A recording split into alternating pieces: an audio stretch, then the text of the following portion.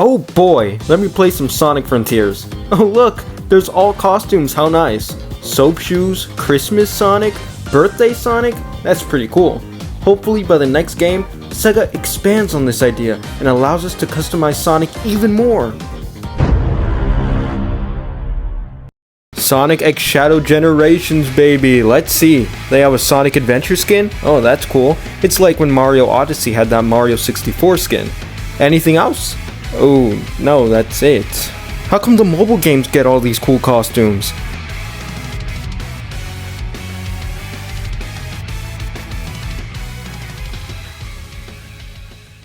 Every 3D platformer nowadays allows characters to be customized, which I think is really cool.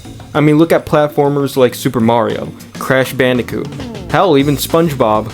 Each of these games allows the player to earn a ton of alternate costumes to dress up your main character as, typically unlocked by playing the game, finding secrets, or collecting currency and then paying for these costumes. And these costumes are very varied in what they offer.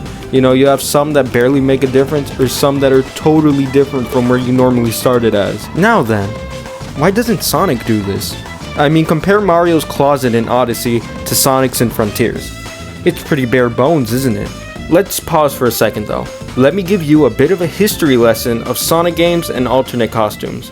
You see, the first main game that allowed the player to dress Sonic up in a costume was Sonic Adventure 2, but you couldn't play with these costumes in the main story. They were strictly confined to the battle mode. You know, these costumes were gathered if you completed certain objectives in the game, and some were even themed after holidays like Christmas and Halloween.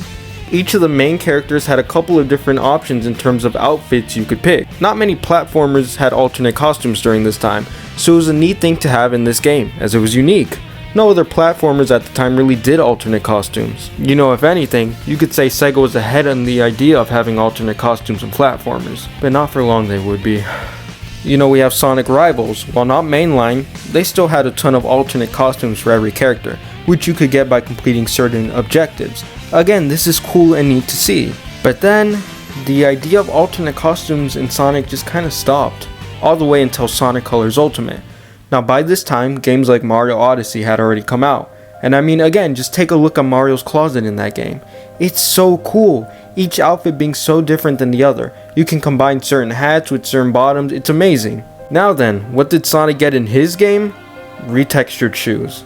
Look, Sonic Colors Ultimate, while having a whole dedicated part of the game made for alternate costumes, didn't really offer too much in what costumes you can use with Sonic, truth be told. At most, you could change the textures of his gloves and shoes, and frankly, most of the retextures don't even look that good on Sonic. To be fair, you could also change things like boost trails and stuff like that, but that's not costume related, so it doesn't count for this conversation. I will give props to Sonic Colors Ultimate in that they handle getting alternate costumes the best out of future Sonic games. In this game, you find tokens, in which you can use to shop for these alternate costumes. It's a good way of getting costumes if you ask me. It encourages the player to replay and explore these levels to gain more tokens for the shop. You know, too bad what they sell in the shop is just mid in terms of alternative looks. You know, not even the cuffs of the shoes or gloves change. They still remain white no matter what texture you put. Look.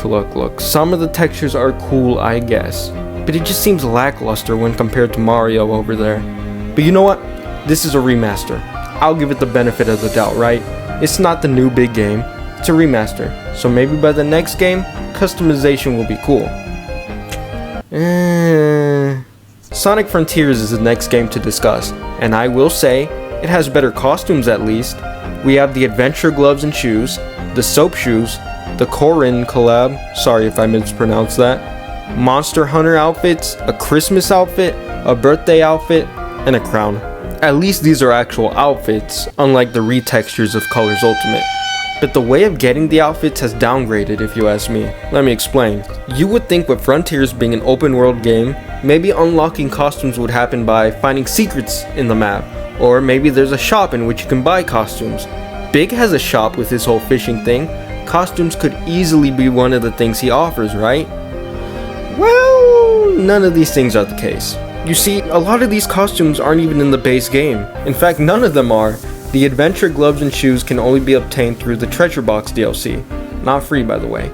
The Monster Hunter, Birthday, Christmas, Crown were all a part of free DLC. The Korin themed outfit was exclusive to Japan, so if you're like me and don't live in Japan, well, that's one less outfit you can choose to play as in this already pretty lackluster count of outfit choices. Now the soap shoes, they were originally obtained if you sign up for the newsletter before the game came out. This will be a trend for future games, by the way, keep this in mind. If you didn't sign up for the newsletter before the game came out, well, you're out of luck. At least with the Steam version you can still download it, but with the other versions of the game, seems like you're cooked if you wanted them.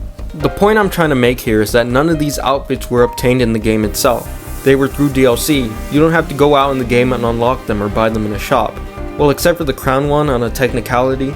It came out because of DLC, but you don't just automatically get it, you have to 100% the game for it, so, technicality.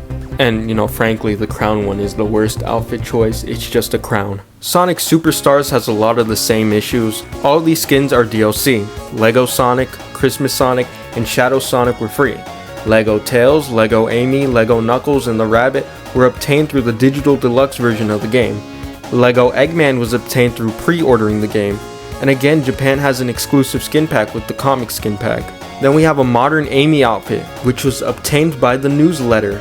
Told you it would make a comeback, didn't I? How else do you get the skin if you missed the newsletter? I don't know. Lastly, we have this retro diner Amy, through a collaboration with IHOP. They're doing everything but letting us get these outfits in the base game itself. In terms of the latest game, Sonic X Shadow Generations, Adventure Sonic was obtained as a pre-order bonus, Terios by the digital deluxe version, Movie Shadow as free DLC, but with a caveat. He can only be played as in the Sonic movie level. He can't be played anywhere else. And Sonic Jam Sonic by, you guessed it, the newsletter. Look, while I think it's cool we are getting alternate costumes for our characters, there's definitely better ways of handling it. Most platformers have alternate costumes already in the base game.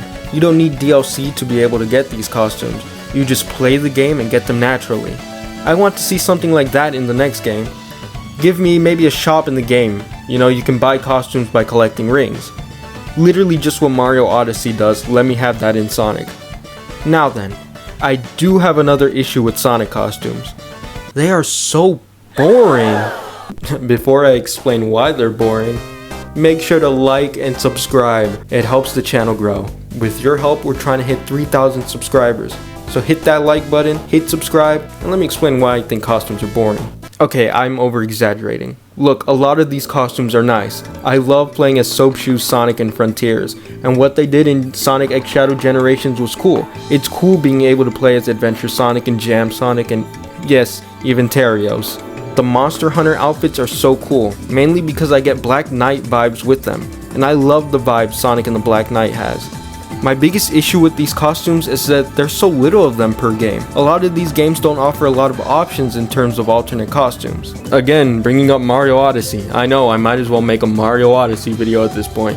But just look at all the options in that game. There's about what, 40? I'm not gonna count. But then compare it to what Sonic has in Frontiers. Big difference in numbers there. These Sonic games just don't offer too many options in terms of alternate costumes. So many easy choices too.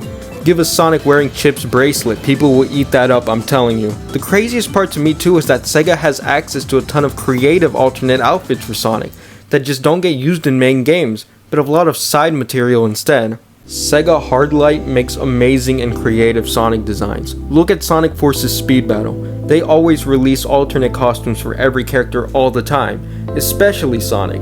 You have options to pull from, Sonic Team, please. Sonic Speed Simulator has a lot of outfits too. Sonic Runner even has a couple. The point I'm trying to make is that these mobile games offer a lot of good and creative alternate costumes for all the characters, stuff I'd love to see in mainline games. Take some of these outfits from the mobile games, from Sonic channel art, heck even Speed Simulator, put them as unlockables in an actual game. Give me a number of outfits comparable to the amount of costumes Mario, Crash, and even SpongeBob have in their games.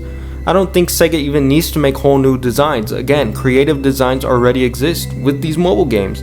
Take these designs and use them. Clearly people love these designs if there's even merch made of them. Look at this, Pirate Shadow and Treasure Hunter Knuckles. They started off as costumes in Speed Battle and Dash, but then were turned into Funko Pops. If they're being made into merch, I think it's time we see these designs in mainline games. Look at all the mods that exist of people just putting Sonic in different outfits. Sega, the children are yearning. We want alternate costumes. Listen, I love alternate costumes in video games. I think they are so cool, and I love dressing up our heroes in anything other than their standard outfit. I know some people will comment saying, "This isn't a big deal, who cares?" Me! I care. Okay, but seriously, yes, this won't make or break the next game if Sonic can be put in a dress or not. But I just think alternate costumes are cool, and there's already so many designs that can be put in a mainline game. Alternate costumes encourage replayability, trying to unlock them as well. Trust the vision, Sega, please. So I hope the next Sonic game does something like this, has alternate costumes that can be unlocked in the game itself. In conclusion, I just want to be Cowboy Sonic in the next game. I love how Cowboy Sonic looks.